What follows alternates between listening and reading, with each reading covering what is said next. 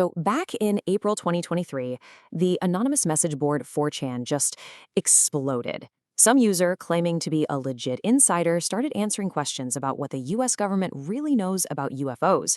And what came out of it was this wild, super detailed narrative that basically became an internet legend overnight. And it all kicked off right here. No name, no credentials, just this simple post and one heck of a claim. The user just opened the floor to questions, promising everyone they won't be disappointed. And honestly, whether you're a believer or not, the universe they built over the next few days was absolutely fascinating. And this was the very first line. I mean, talk about a hook. It's bold, it's strangely specific, and it's what drew thousands of people in. The person behind the post set the stage right away. They were on the inside, they saw things, and now they were spilling the beans. Okay, so this whole thing was a pretty sprawling Q&A, so to make sense of it, we're going to break it down. We'll start with the leak itself, then dive into the really juicy claims. This underwater UFO factory, the weird drones it supposedly builds, the mysterious zookeepers running the whole operation, their grand cosmic plan, and finally, what this story tells us about how legends are made on the internet today. First off, just a quick disclaimer. We are not here to prove or disprove any of this. What we're doing is exploring the story itself, this incredibly detailed world that this anonymous poster created, because that's the reason this became such a massive internet phenomenon in the first place. All right, let's get into the heart of it. The single most bizarre and central claim of this entire leak is this. There's a massive, mobile, and maybe even sentient construction facility hiding in the depths of our own oceans. This isn't just some secret base. This is the source of, well, everything.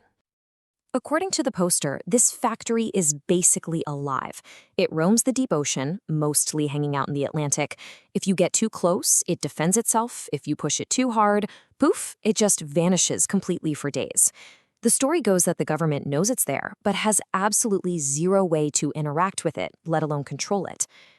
And just think about that time scale for a second.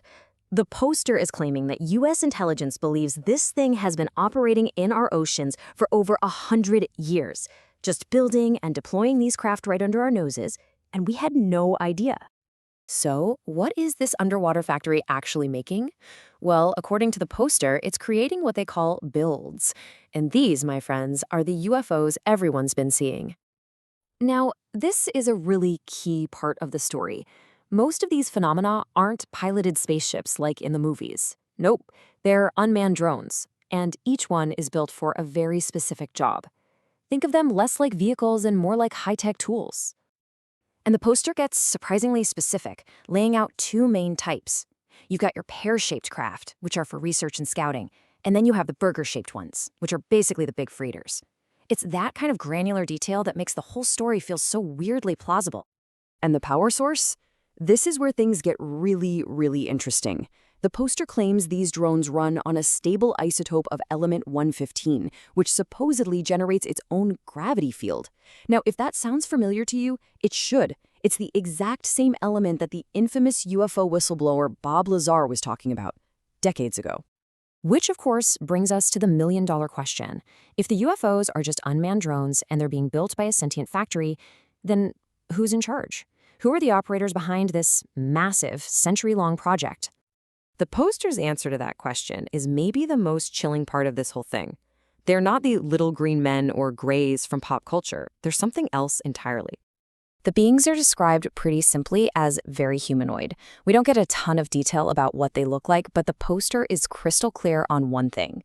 The U.S. government knows for a fact that they are off-world. They are true ETs. And right here, this is the most famous line from the entire leak. When someone asked if the beings are friendly, the poster hits them with this zookeeper analogy. It just implies this cold, totally detached relationship. They're here to observe and manage, not to be our friends. Humanity is the exhibit, and they are the keepers. So, if we're just animals in some cosmic zoo, what's the whole point? Why are they even here? And why is the government so dead set on keeping all of this a secret? Well, according to this story, their mission is basically one of observation and preservation. They seem to be acting like planetary stewards, and they're worried we're going to destroy not just ourselves, but the whole planet. especially with nuclear weapons. The poster even hints that they're waiting for us to mature, or maybe for the arrival of something else. So what about the big cover-up? The reason for all of the secrecy in this telling isn't some evil, malicious conspiracy. It's actually much simpler. It's frustration. The government allegedly has no power, no leverage, and very, very little understanding of what's going on. The secret is kept because admitting they're not in control would probably cause global chaos.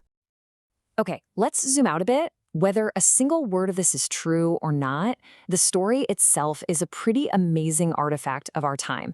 You can think of it as a piece of modern digital folklore, something that was created and consumed by thousands of people in real time. So, what do we make of this? Is it a genuine leak from a whistleblower? An incredibly creative piece of fiction? Or maybe something in between?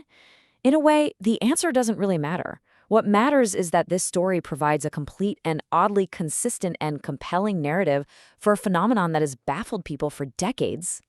You know, maybe the best way to wrap this up is with the poster's own words. It's both a challenge and a prediction.